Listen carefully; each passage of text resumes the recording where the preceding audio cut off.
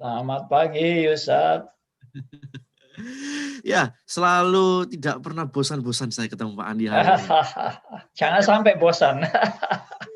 Belajar nih masalahnya Pak sama Pak Andi.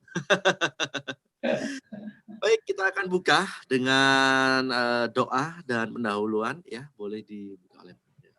Ya, saudara yang dikasihi Tuhan, mari kita berdoa, kita mohon pimpinan Tuhan. Bapa yang di surga, kami adalah manusia yang sangat bergantung kepada Tuhan. Tapi kami seringkali sombong dan merasa diri kami hebat. Kami mau serahkan ya Tuhan, seluruh perbincangan kami dalam tangan pemeliharaan Tuhan saja. Karena kami menyadari tanpa Tuhan yang menyertai kami tidak bisa berbuat apa-apa. Tanpa Tuhan memberikan pencerahan, kami tidak mungkin bisa mengerti kebenaran firman-Mu. Karena itu Tuhan boleh pimpin semuanya ini sesuai dengan kehendak-Mu dan rencana-Mu saja ya Tuhan. Kami berharap belajar untuk tunduk kepada apa yang Tuhan mau. Dan Tuhan mau nyatakan kepada kami semua. Terima kasih atas kasih karunia Tuhan. Anugerah Tuhan yang luar biasa bagi kami. Dan kami hanya berdoa dalam nama Tuhan kami Yesus Kristus, Tuhan dan Juru Selamat kami yang hidup sampai selamanya. Amin. Ya saudara, kita akan meneruskan belajar tentang pencobaan. Ya, jadi memang pencobaan itu tidak pernah selesai dalam hidup kita sebagai orang percaya. Selalu kita mengalami pencobaan-pencobaan yang tak habis-habisnya. Ada orang yang tanya kepada saya, Pak, bagaimana kita berdoa supaya kita tidak mengalami pencobaan? Loh, justru Tuhan ingin kita itu mengalami pencobaan. Jadi jangan kita doanya, Tuhan saya ingin pencobaan ini semua selesai dan tidak lagi terjadi dalam hidup saya. Ya, justru salah doanya. Ya. Jangan kita berdoa supaya pencobaan itu berhenti karena Tuhan justru ingin kita mengalami pencobaan untuk mendewasakan kita, untuk kita benar-benar bertumbuh di dalam pencobaan. Nah, seperti itu. Jadi jangan salah berdoa. Tidak mau pencobaan, akhirnya kita malah tambah tidak dewasa. Kalau kita tidak mengalami pencobaan. Ya, nah ini seringkali, ya memang saudara pencobaan waktu kita alami itu enggak mengenakan. Ya, dan seringkali kita maunya sih hidup senang, enak-enak, tanpa susah, tanpa penderitaan, tanpa masalah, sehat walafiat, tanpa penyakit, ya, tanpa problem, tanpa musibah. Ya maunya seperti itu. Tapi ternyata hidup dalam Tuhan itu hidup yang penuh dengan tantangan, hidup yang penuh dengan latihan-latihan untuk kita makin dewasa di dalam Dia. Nah, kita lanjutkan saudara membaca bagian ini. Ya, dari yang lalu kan kita sudah baca poin yang pertama itu tujuan Allah ya mengirimkan ujian. Ya. Jadi ujian itu supaya kita mengetahui kesehatan rohani kita. Lalu yang bagian B, ujian menolong orang percaya untuk semakin mengenal Allah. ya, semakin mengenal Allah. Apakah mengenal Allah ini suatu hal yang penting?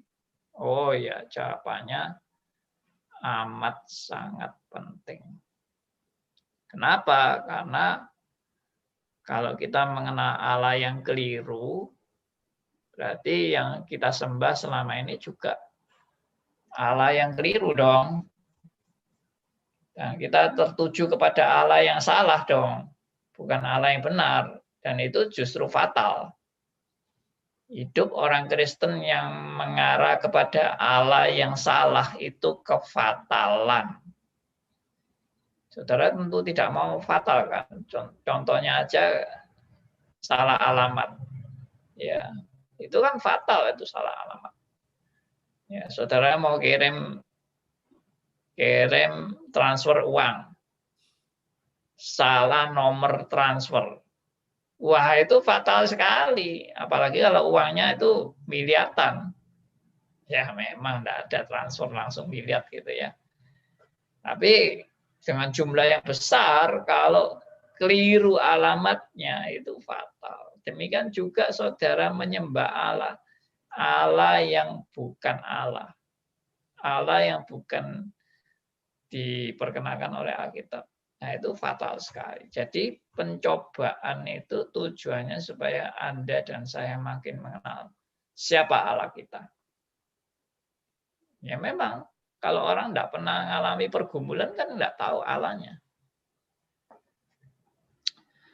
Ada seorang yang ditinggal pacarnya tanpa sebab yang jelas. Tiba-tiba pacarnya itu meninggalkan dia. Langsung dia itu protes sama Tuhan.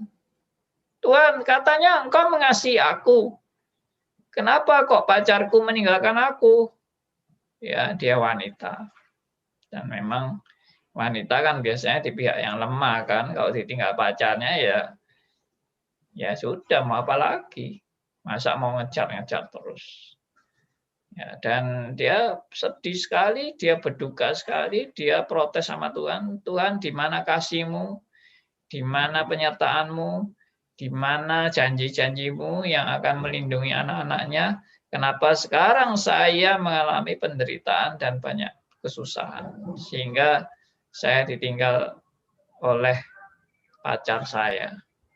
Nah, itu. Nah, jadi dia punya konsep apa? Kalau yang namanya Tuhan menyertai itu, berarti Tuhan itu tidak pernah memberikan dia pencobaan. Yang namanya Tuhan menyertai, Tuhan tidak pernah membuat dia menderita. Yang namanya Tuhan menyertai adalah dia tidak pernah mengalami musibah atau masalah hidup dan sebagainya. Nah, itu konsep yang salah. Dan setelah dia mengalami pencobaan itu dia baru sadar.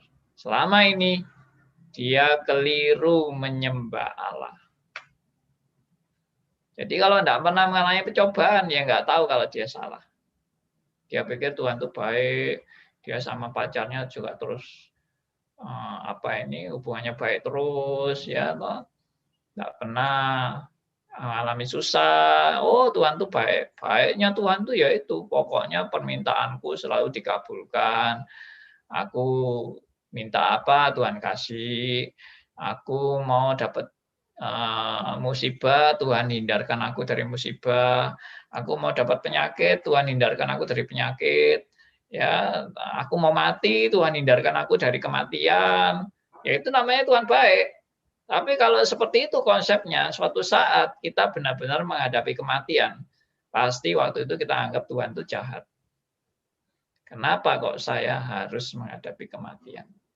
Padahal yang namanya Tuhan baik itu bisa segala sesuatu terjadi dalam hidup kita, musibah, masalah, malapetaka, bahkan kematian. Tapi Tuhan tetap baik. Nah, itu yang sulit diterima oleh orang-orang pada umumnya. Namanya Tuhan baik, pasti sembuh. Namanya Tuhan baik, pasti untung, dagangan untung.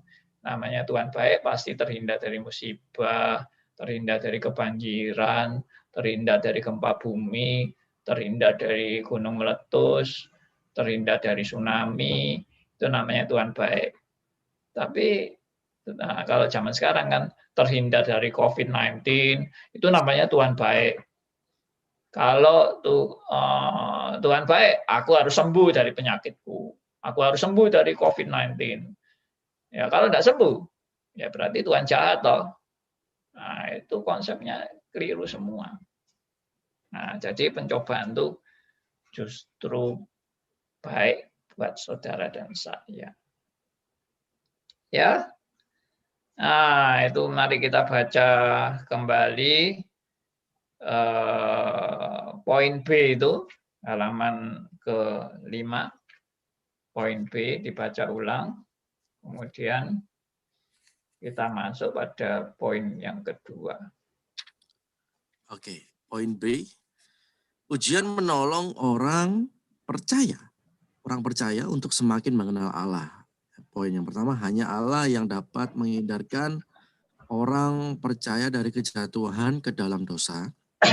Sebelum kita dicobai, kita merasa bisa mengatasi pencobaan dengan kekuatan sendiri. Petrus menyangka, dia tidak akan pernah menyangkali Tuhannya. Pencobaan menunjukkan kepadanya kenyataan yang sebaliknya. Ketika kita sudah mempelajari kelemahan-kelemahan kita dan kuasa pencobaan, kita siap menemukan kuasa anugerah Allah. Inilah pelajaran berharga yang diajarkan kepada Rasul Paulus melalui, dalam tanda kutip, duri dalam dagingnya. Iya. Nah, ini toh seperti yang tadi saya katakan, bahwa dikatakan di sini, hanya Allah yang dapat menghindarkan orang percaya dari kejatuhan ke dalam dosa. Sebelum kita dicobai, kita merasa bisa mengatasi pencobaan dengan kekuatan sendiri. Petrus menyangka dia tidak akan pernah menyangkali Tuhannya. Pencobaan menunjukkan kepadanya kenyataan yang sebaliknya. Nah ini. Petrus tadinya sombong kan? Merasa dirinya pasti tidak menyangkal Tuhan. Biarpun semua menyangkal, aku tidak akan menyangkal.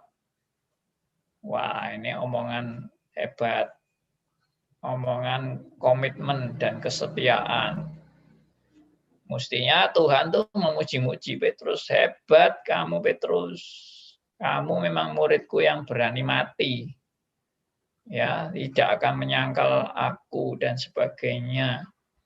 Tapi Tuhan tahu di mana kekuatan Petrus.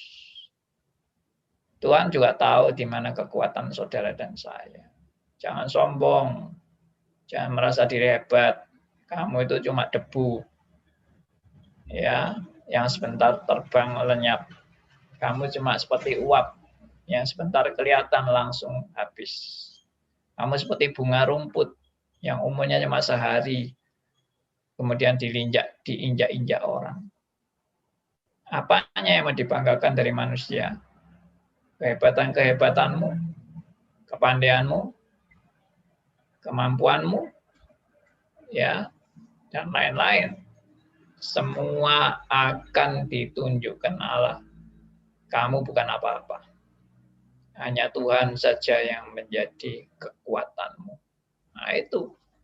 Nah, biarlah kita benar-benar mengerti di balik pencobaan Tuhan punya maksud yang baik buat saudara dan saya. Oke, kita lanjutkan di halaman yang ke-6. Poin 2. Silakan dibaca poin 2 sampai 2A itu dibaca. Silakan. Poin yang kedua, Allah memiliki banyak cara untuk menguji umatnya. Allah menguji setiap orang percaya dengan cara yang sangat pribadi. Berikut adalah 3 contoh metode yang kadang-kadang Allah gunakan untuk menguji umatnya. Metode yang pertama atau yang bagian A adalah Allah menguji umatnya dengan memberi mereka tugas yang melampaui kemampuan mereka. Di sini Rasul Paulus menyinggung tentang ujian semacam ini ketika dia menulis, beban yang ditanggungkan atas kami adalah begitu besar dan begitu berat, sehingga kami telah putus asa juga akan hidup kami. Ini terambil di 2 Korintus 1 ayat yang ke-8. Inilah ujian yang Allah gunakan untuk mengajar Paulus supaya jangan menaruh kepercayaan pada diri kita sendiri, tetapi hanya kepada Allah yang membangkitkan orang-orang mati. Ini terambil di perikop 2 Korintus 1 ayat yang ke-9. Orang percaya tidak boleh terkejut atau berkecil hati jika Allah memberi mereka tugas yang kelihatannya di luar kemampuan mereka. Dengan cara ini Allah menguji orang percaya untuk menunjukkan kepada mereka apakah iman mereka kepada kuasa Allah itu kuat atau lemah. Iya. Jadi justru saya melihat Allah itu ingin supaya saudara dan saya itu sadar kalau kita itu lemah, bukan kita itu kuat. Ya, bukan menunjukkan bahwa kita itu hebat dan luar biasa. Enggak, justru sebaliknya. Allah itu mau supaya kita sadar kita itu bukan apa-apa. Hanya Tuhan saja yang menjadi andalan kita. Karena itu definisi iman yang pernah saya ungkapkan di dalam seminar, di dalam kelas-kelas satanologi dan sebagainya. Saya katakan namanya iman itu apa sih? Yang namanya iman itu adalah justru mengandalkan Tuhan sepenuhnya. Itu iman. Justru berani mengatakan bukan kehendakku yang jadi, tapi kehendak Tuhanlah yang jadi. Itu namanya iman. Iman itu justru mengatakan biarlah aku yang gagal, tapi Tuhan yang berhasil. Itu namanya iman. Jadi banyak orang yang salah mendefinisikan iman dan merasa, oh, aku harus berhasil, aku harus bisa, aku harus sembuh, aku harus kaya raya, ya, aku harus sukses dan sebagainya. Itu bukan iman. Itu namanya sugesti diri, positive thinking, dan itu ajaran sesat. Bukan ajaran iman Kristen. Ajaran iman Kristen Anda menyadari bahwa kalau Tuhan mau, tidak ada yang tidak mungkin bagi Tuhan. Kalau Tuhan mau. Tapi kalau Tuhan tidak mau, ya tidak ada yang bisa untuk mau memaksa Tuhan menuruti keinginannya. Tidak ada. Jadi Tuhan bukan kayak berhala. Ya, berhala itu kan selalu nuruti apa yang kita mau, berhala itu. Tuhan itu bukan berhala. Tuhan itu Tuhan. Dia adalah Lord, Tuhan kita yang kita sembah, dan kita adalah hamba-hambanya. Budak-budaknya yang seharusnya ready untuk taat kepada apa yang Tuhan mau. Nah, itu maksudnya. Maksudnya itu jadi bukan saya harus berhasil, saya harus bisa. Itu ajaran-ajaran positive thinking. Ya, zaman sekarang motivator-motivator itu seperti itu. Ya, kamu harus bisa, kamu luar biasa, kamu hebat. Justru saya melihat ini sangat bertentangan dengan firman. Firman justru mengatakan terkutuklah orang yang mengandalkan manusia dan tidak mengandalkan Tuhan. Terkutuklah. Yeremia 17 ayat 5. Ya, itu ayat yang saya selalu ingat itu, ayat itu. Coba dibacakan. Yeremia 17 ayat yang ke-5.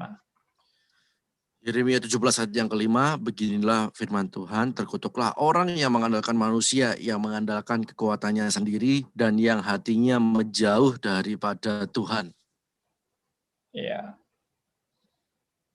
terkutuklah. Makanya orang-orang yang jadi motivator itu, enggak usah Tuhan, kamu pun bisa. Kan intinya gitu. Kamu hebat, kamu luar biasa, kamu bisa. Ya, kamu harus yakin kamu pasti berhasil dan sebagainya. Itu semua positive thinking. Dan tidak perlu Tuhan lagi, karena saya bisa. Nah, itu yang tidak benar. Spiritnya bukan spirit Alkitabiah, itu spirit antroposentris, berpusat pada diri, dan bukan berpusat kepada Allah. Ya, piala ini juga boleh menuntun kita untuk betul-betul kembali kepada maksud daripada firman Tuhan. Sudah jam berapa ini? Masih 24 menit. Ya, kita tambah lagi bagian B, silakan. Di bagian B, dikatakan Allah menguji orang percaya dengan mengizinkan mereka menderita demi iman mereka. Terkadang penderitaan tersebut sangat berat, bahkan sampai mati. Penderitaan semacam ini merupakan suatu ujian yang ditakuti sebagian besar orang yang percaya. Namun banyak orang percaya telah mendapati diri mereka menerima kekuatan yang tidak pernah mereka duga sebelumnya, sehingga mereka bisa menanggung siksaan atau bahkan mati demi Kristus. Semua orang Kristen dipanggil untuk mengalami penderitaan. Ada di Filipi 1 ayat yang ke-29 dan 1 Petrus 2 ayat yang ke-21. Dan Rasul Petrus menganggap penderitaan-penderitaan seperti ini adalah untuk membuktikan kemurnian imanmu. Ini di 1 Petrus 1 ayat yang ke-7. Ya, jadi justru hebat sekali justru. Ya, hanya orang Kristen menghindari penderitaan. Tapi Alkitab bilang penderitaan itu adalah kasih karunia Allah. Jadi kalau Anda tidak mau menderita, ya tidak usah jadi Kristen. Itu the point-nya gitu loh. Karena jadi Kristen itu berarti siap menderita. Memang nggak enak. Ada orang bilang, wah kalau promosinya Kristen kayak gitu Pak, ya nggak laku Pak. Jadi Kristen itu pasti nggak laku. Harus promosinya, harus kamu sukses, kamu berhasil. Allah luar biasa, ya kamu juga luar biasa. Ya kamu akan kaya raya, diberkati Tuhan. Itu baru Kristennya laris. Tapi kalau jadi Kristen siap menderita, siap kamu mengalami pencobaan, siap kamu mengalami duka cita dalam hidupmu, siap kamu menghadapi kematian. Waduh, takut semua. Akhirnya enggak mau jadi Kristen semua. Ya, orang jadi Kristen itu ya bukan karena tawaran-tawaran hidup yang enak. Kalau kamu jadi Kristen karena tawaran hidup yang enak, itu bukan Kristen beneran, itu Kristen palsu. Itu Kristen karena dibohongin. Ya, kamu enak loh nanti jadi Kristen tuh enak, ya diberkati, seneng, tidak ada susah, tidak ada penyakit, ya toh. Semuanya sukses dan sebagainya, itu Kristen dibohongin. Kalau Kristen sejati, siap menderita bagi Kristus. Enggak mau, ya terserah. Kalau kamu enggak mau, kamu yang rugi. Bukan Kristen yang rugi, kamu yang rugi. Ya, karena kamu tidak mendapat berkat rohani yang luar biasa, ikut Kristus. Nah, jadi bahkan menderita itu adalah suatu alat yang diharuskan oleh Tuhan untuk pendewasaan bagi orang percaya. Karena tanpa penderitaan tidak mungkin bisa jadi dewasa. Tanpa penderitaan akan kita terus jadi anak-anak terus. Ya. Mau jadi anak-anak terus. Ya lucu kan? Anda sudah Kristen berapa tahun? 35 tahun. Lah kok masih anak-anak terus gini? Ya enggak apa-apa, lucu toh Pak. Jadi anak-anak terus. Ya bukan lucu itu monster. Ya sudah 35 tahun tapi tubuhnya masih tubuh bayi. Ya, itu namanya monster dan mengerikan sekali itu. Masa umur 35 tahun tubuhnya tubuh bayi. Ya, nggak lucu lah. Ya toh, malah serem itu. Nah, jadi Tuhan melatih saudara dan saya dewasa, makin dewasa. Itu dengan cara apa? Dididik, digembleng, dihajar, diberi penderitaan sebagai karunia. Orang menderita itu karunia loh. Jangan saudara pikir yang namanya karunia itu karunia menyembuhkan, karunia mujizat, karunia penubuat, karunia penglihatan, karunia apa-apa lagi macam-macam itu. Tapi ada satu karunia yang orang pasti tidak senang, yaitu karunia untuk menderita. Ya kalau ada orang banyak bilang, Tuhan berikan saya karunia untuk menyembuhkan, karunia untuk bisa memuji Tuhan. Ya memang itu karunia-karunia yang wah hebat, ditonton banyak orang. Ya karunia kesuksesan, ya kekayaan, wow, itu dikagumi orang. Tapi kalau karunia menderita, siapa yang mau kagum? Tidak ada. Orang akan melecehkan bahkan. Oh, jadi Kristen kok tambah menderita. Ya ngenes. Ya kasihan jadi Kristen kok tambah menderita. Wah, ya sial dia berarti. Nah, itu konsep manusia yang sudah salah kaprah. Oke, saya berhenti sampai di sini dan biarlah ini dasar-dasar ini boleh memperlengkapi kita sebagai orang percaya. Baik, bagi menarik Pak mengenai karunia untuk menderita. Karena kan pastinya orang tidak mau, tidak suka.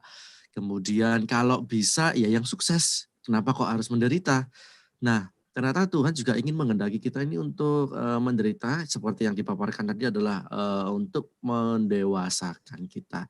Tapi menderita ini juga merupakan istilahnya secara manusiawi kita itu kita tidak suka untuk menderita. Nah, bagaimana ini Pak untuk mengkorelasikan, untuk menghubungkan sehingga kita ini mengerti, kita ini menderita untuk apa dan juga kita ini willing, istilahnya mau untuk menderita. Mungkin ada pandangan yang dari Pak Andi Halim untuk bisa menjelaskan lebih detail lagi. Iya. Memang umumnya memang kita semua tidak suka pencobaan, tidak suka menderita. Kita umumnya itu suka yang senang-senang saja, yang enak-enak saja, yang lancar-lancar saja. Iya, saya juga senang kok. Saya juga senang kalau suruh hidup enak, senang, nyaman, tidak ada masalah, ya, hidupnya lancar-lancar semua, bisnis lancar, semua pemasukan lancar, dan tidak ada penyakit, tidak ada problema rumah tangga, tidak ada masalah bisnis, semuanya baik-baik. Ya, siapa yang tidak senang? Ya senang aja, semua kayak gitu. Tapi sekali lagi tadi diingatkan, itu akan membuat kita jadi anak-anak terus. Coba saudara punya anak, tidak usah hidup susah. Disenangkan terus saja anak saudara. Jadi apa nanti anak saudara itu? Tidak pernah susah sama sekali. Pokoknya minta apa dituruti. Maunya apa diikuti. Ya, dimanja terus. Jadi apa itu anak itu kayak gitu? Jadi anak rusak. Ini secara ukuran manusia ya. Ukuran Allah sih memang bisa beda. Tapi secara ukuran manusia, anak kalau tidak dididik orang tuanya hancur. Dan Tuhan juga tahu setiap anak Tuhan tuh harus ada didikan dan ajaran untuk membuat dia makin dewasa. Karena itu dikatakan menderita itu adalah karunia. Dan kita tahu menderitanya kita itu sebetulnya tidak berat. Meskipun kelihatannya berat, meskipun kelihatannya amat sangat luar biasa, membuat saya susah dan sebagainya. Tapi kita tahu pasti itu tidak berat. Kenapa tidak berat? Karena di dalam kita mengalami pencobaan itu, Tuhan tidak pernah meninggalkan kita. Tuhan tidak pernah meninggalkan kita sendirian, menanggung penderitaan. Tuhan selalu menyertai setiap anak-anaknya. Nah, itu janji Tuhan.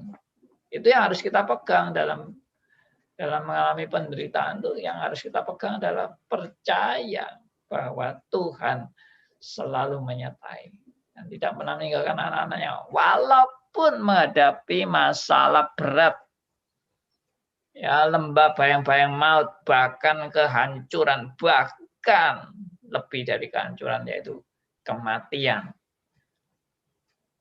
Kematian boleh dikatakan adalah penderitaan terakhir, ya, atau boleh dikatakan juga pencobaan terakhir yang saudara dan saya alami adalah proses menghadapi kematian. Ya, banyak orang takut menghadapi kematian.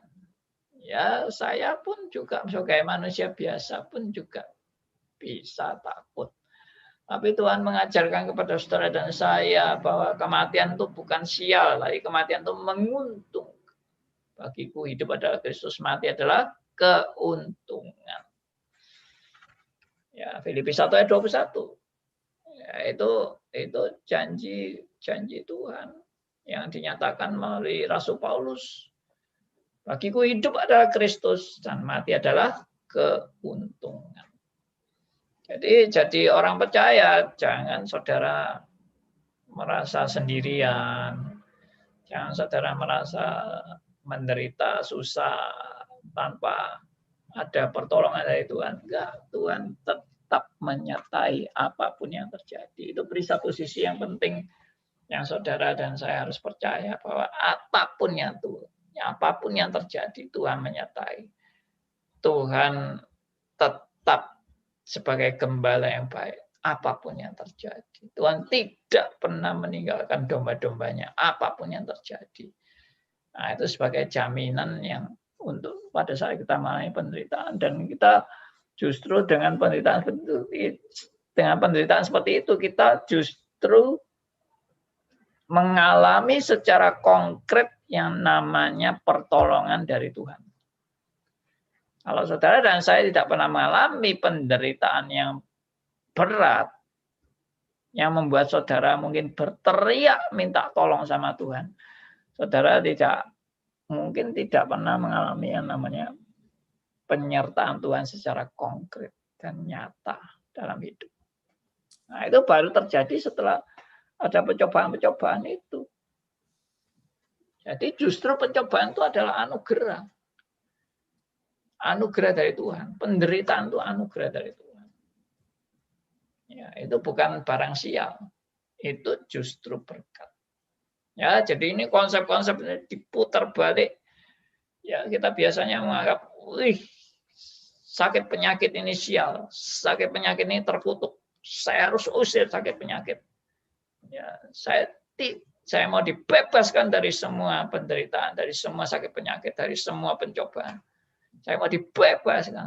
Ya, salah besar. Justru Tuhan mau kita mengalami pencobaan supaya kita makin dewasa. Ya, seperti itu.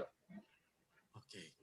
Kalau kita juga lihat Pak Andi, kan penderitaan kan juga ada yang penderitaan yang panjang ya, seperti misalnya COVID seperti ini ya, sudah hampir 1 tahun lebih ya, dan ini berkelanjutan dan panjang ya. Orang-orang pesimis kadang-kadang merasa hidupnya itu selalu gelisah, selalu diliputi oleh takut, cemberut, khawatir dan sebagainya, bahkan bisa juga mengeluh ya setiap hari-harinya. Kemudian bagaimana cara kita menyikapi penderitaan yang berkelanjutan seperti hari-hari ini, Pak? Ya, itu tadi saya bilang, justru manusia itu tidak pernah lepas daripada penderitaan.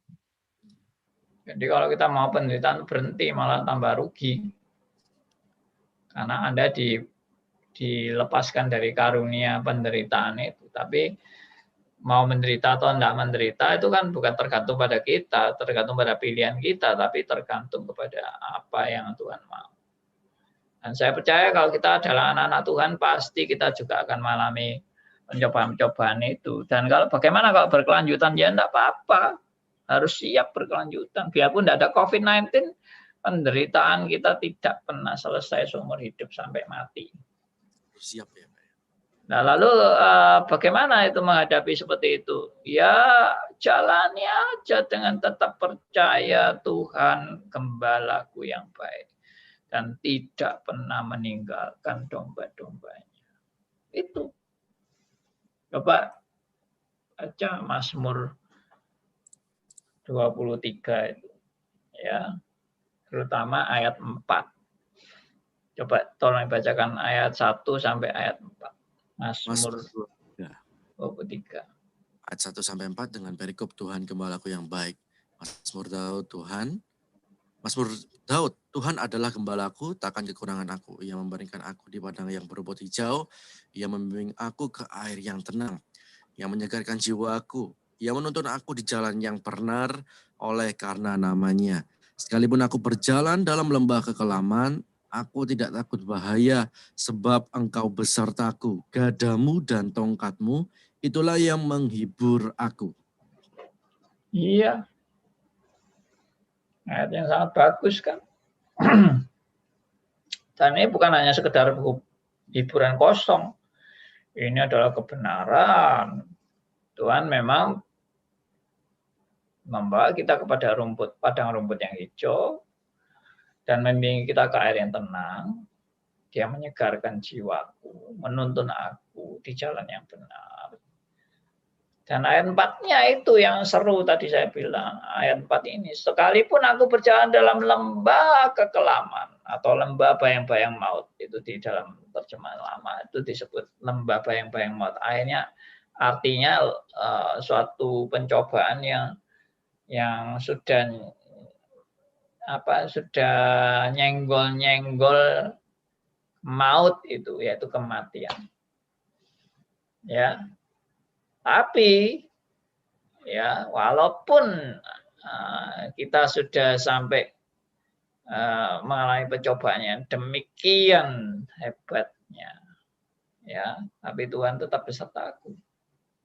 Ya, ini saya baca ulang di ayat keempat. Sekalipun aku berjalan dalam lembah kekelaman, berarti lembah bayang-bayang maut itu, aku tidak takut bahaya.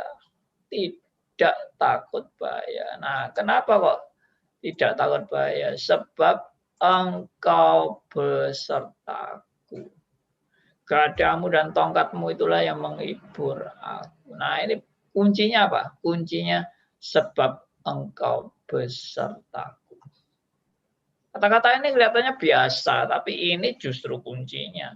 Kalau Tuhan tidak beserta kita, ya kita habis. Kita hancur.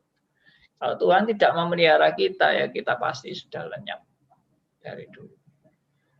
Ya, puji Tuhan, karena Tuhan yang kita sembah adalah gembala yang baik, yang tidak pernah meninggalkan domba-dombanya. Jadi untuk menghadapi semua itu, ya tetap percaya. Apapun yang terjadi, itu Tuhan tetap beserta aku. Dan Tuhan punya tujuan untuk kebaikan bagi setiap orang yang percaya kepadanya. Nah, itulah poinnya untuk kita belajar bersandar pada pimpinan Tuhan dalam kehidupan kita. Oke. Baik, para pendengar yang terkasih, Anda juga bisa beratensi bertanya ya melalui WhatsApp, melalui YouTube juga di live chat. Kalau WhatsApp di 081357901628. Menarik tadi pemaparan oleh Pak Andi ya. Pak Aryo baik. Iya, mau tanya. Pencobaan itu mempunyai dua arah. Pencobaan positif, pencobaan negatif. Pencobaan negatif ya tapi yang penderitaan itu, yang kurvanya itu anjlok ke bawah. Seperti bola itu dilemparkan ke bawah, sampai jedoknya dia mendal ke atas. Maksudnya ya ada perubahan kedewasaan tadi itu. Ya. Tapi yang satunya arah ke negatif, yang positif diumbul ke atas. Iya. Ke atas bulannya lambok sak dhuwur-dhuwure ya apa mesti ada titik jatuh. Berhenti jauh tuh. Usah gitu ya. Kata kuncinya ya itu Tuhan besertaku. Ya. Aku baik waktu anjlok sampai jurang terus dinaikkan ke atas itu nikmatnya di situ, nikmatnya di atasnya dikembali lagi. Ya. Tapi yang lain diuncal ke atas mesti turun, mesti tidak turun, mesti jatuh. Iya. Itu juga satu pelajaran semua, dua-dua podo baik, dua-dua podo baik. Nah, Tuhan besertaku. Terima kasih buat Pak Aryo yang sudah kasih kita masukan. Jadi memang yang namanya pencobaan tuh tidak selalu hal yang negatif, bisa juga positif. Ya, dan jangan dikira kalau terima yang positif itu berarti saya tidak dicobai. Oh, itu juga pencobaan berat itu. Oh gitu Pak ya? Iya, karena orang di dalam pencobaan positif itu biasanya terlena.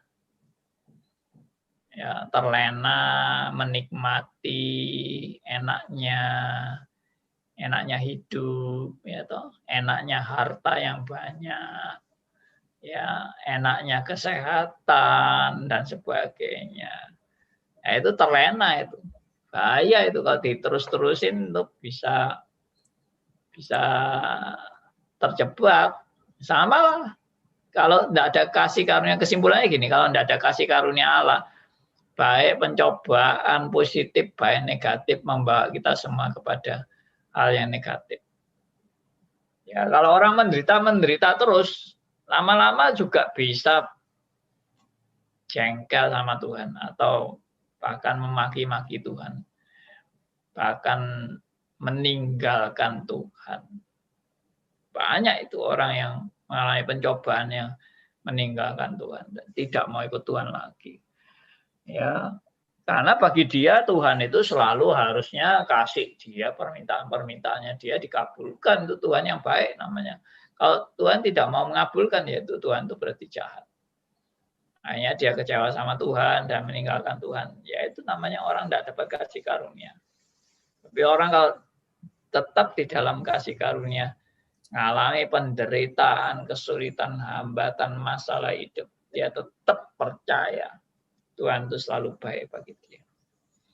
Dan apapun yang terjadi, Tuhan punya rencana yang baik. Termasuk kalau tadi pencobaan positif, itu pun juga terbaik. Artinya begini, kalau kita mengalami pencobaan positif itu, waspadanya harus hati-hati.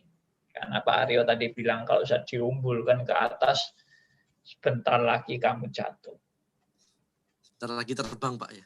Nah, ya itu tinggal tunggu waktunya aja. Tidak ada orang yang hidup nyaman terus seumur hidup. Tidak pernah tidak nyaman, tidak ada. Paling enggak sebelum mati dia sakit duluan. Entah sakit jantung, entah sakit COVID, entah sakit kanker, sakit apapun, begitu banyak sakit itu.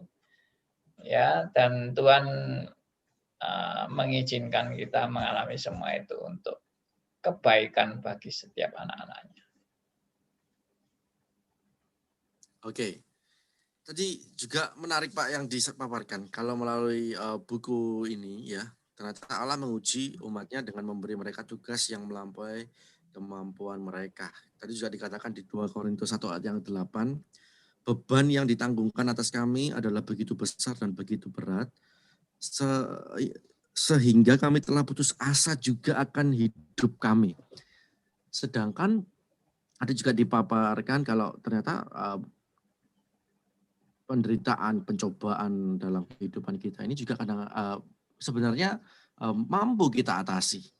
Tapi kita diajarkan juga berdoa di doa Bapa kami, lepaskanlah kami dari pencobaan. Nah, 3 hal ini apakah ada hubungannya, Pak? Karena kalau orang memahami secara sendiri-sendiri ya, ini kan 3 hal yang berbeda. Boleh dibantu untuk meluruskan hal ini. Ya, jadi yang tadi doa Bapa kami itu, jauhkanlah kami dari pencobaan. Nah, itu bukan berarti kita tidak mau mengalami pencobaan. Tapi jauhkanlah kami dari pencobaan di mana kami mengandalkan diri kami sendiri. Nah, itu. Jangan sampai kami waktu mengalami pencobaan, kami mengandalkan diri kami sendiri.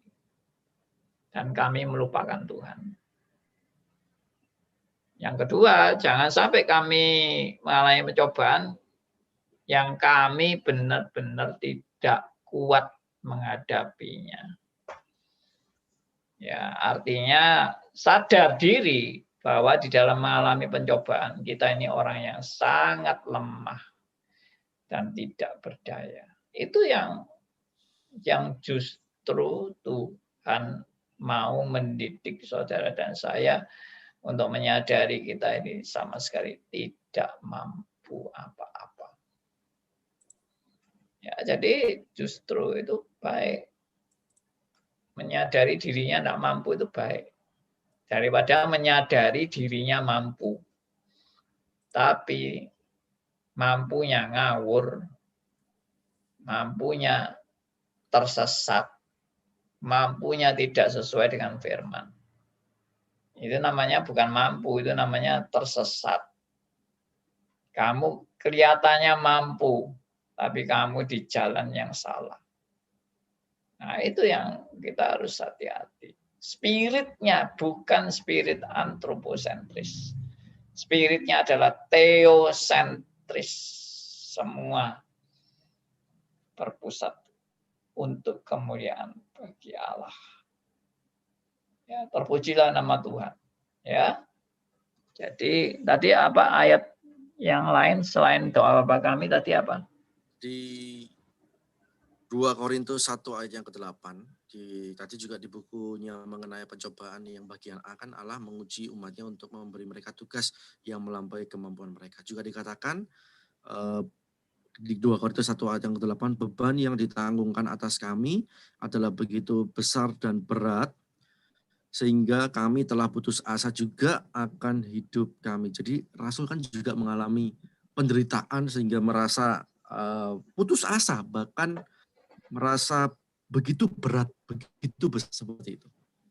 Ya justru itu justru yang bagus.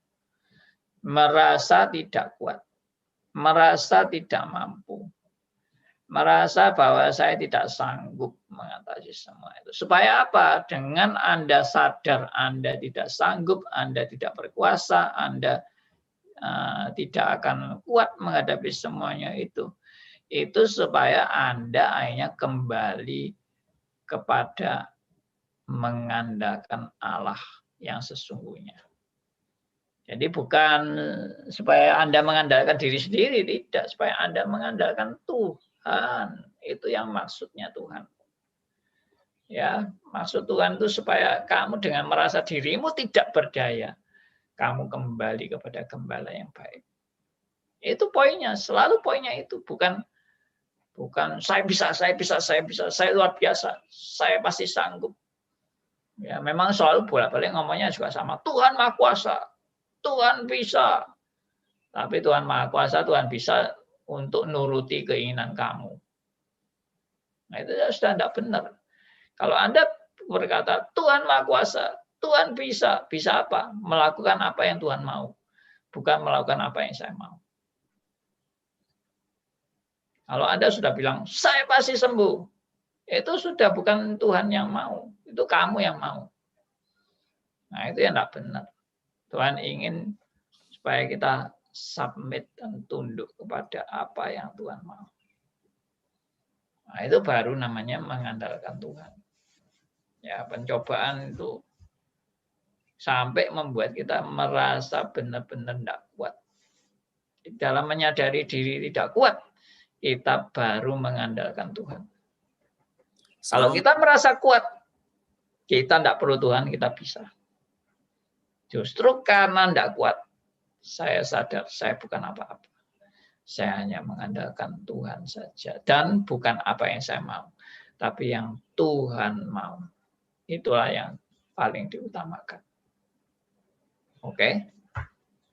Oke, baik. Jadi kalau selama masih kuat, kita lakukan bagian kita. Tapi kalau nggak kuat, ya, langsung datang kepada Tuhan. Justru baik. Jangan merasa kuat. Jangan merasa kuat, meskipun sudah kuat, Pak, ya? Iya. Oh. Justru kita merasa kuat itu bahaya. Kita itu diajar merasa kita benar-benar menyadari kita tidak kuat dalam segala sesuatu. Karena kekuatan kita adalah kekuatan di dalam berserah kepada Tuhan. Bersandar pada Tuhan. Tadi buku ini tadi di bagian tadi yang dibaca ditutup dengan 2 Korintus pasal 12 ayat 7 sampai 10. Ya, 2 Korintus 12 ayat 7 sampai 10 ini pernah saya bahas juga. Duri dalam daging, tapi nggak apa-apa, tolong dibacakan aja. 2 Korintus 12 ayat 7 sampai 10. 2 Korintus 12 ayat 7 sampai 10, dan supaya aku jangan meninggikan diri karena pernyataan-pernyataan yang luar biasa itu, maka aku diberi suatu duri di dalam dagingku, yaitu seorang utusan iblis untuk menggocok aku supaya aku jangan meninggikan diri. Tentang hal itu aku sudah 3 kali berseru kepada Tuhan supaya utusan iblis itu mundur daripadaku. Tapi jawab Tuhan kepadaku, cukuplah kasih karuniaku bagimu, sebab justru dalam kelemahanlah kuasaku menjadi sempurna. Sebab itu terlebih suka aku bermegah atas kelemahanku, supaya kuasa Kristus turun menaungi aku. Karena itu aku senang dan rela di dalam kelemahan, di dalam siksaan, di dalam kesukaran, di dalam penganiayaan, dan kesesakan oleh karena Kristus.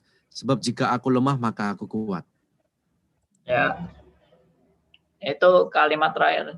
Jika aku lemah, maka aku kuat. Kuat karena apa? Kuat karena aku mengandalkan Tuhan. Jadi bukan aku yang kuat, Tuhan yang kuat. Ya, itu poinnya, rahasianya di situ. Nah, saya lihat banyak para motivator yang tadi saya bilang, itu orang-orang yang suka menipu itu.